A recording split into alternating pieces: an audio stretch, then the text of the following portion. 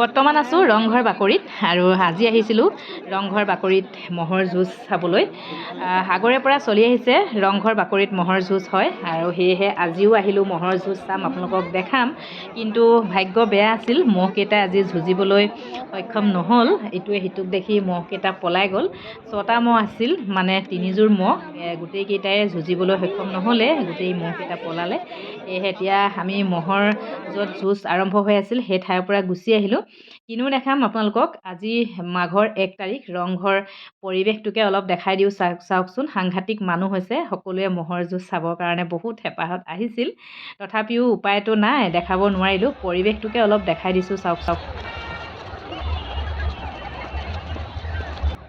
আৰু এতিয়া চাওঁগৈচোন বলক, ৰংঘৰ বাকৰিত ৰংপুৰ মেলা হৈ আছে।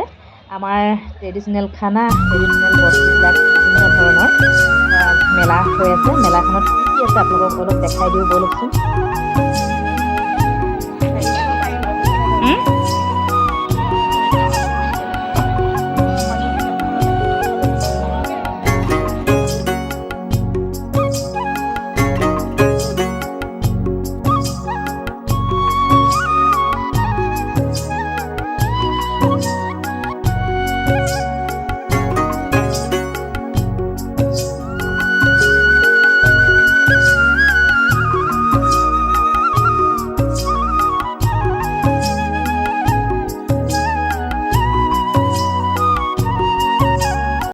যি কি নহওক বাৰু, শিৱসাগৰ গৌৰৱ ৰংঘৰ বাকৰিত খন্তেক সময় আপোনালোকক অলপ ভিডিঅ' কৰি দেখাবলৈ চেষ্টা কৰিলোঁ।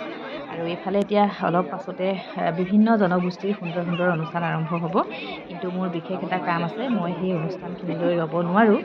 আৰু এতিয়া ৰংঘৰ বাকৰিৰ পৰা আজি বিদায় ল'লোঁ। বেলেগ এটি ভিডিঅ' লৈ আপোনালোকৰ মাজলৈ আহি আছোঁ। আজিলৈ বাই বাই সকলোকে।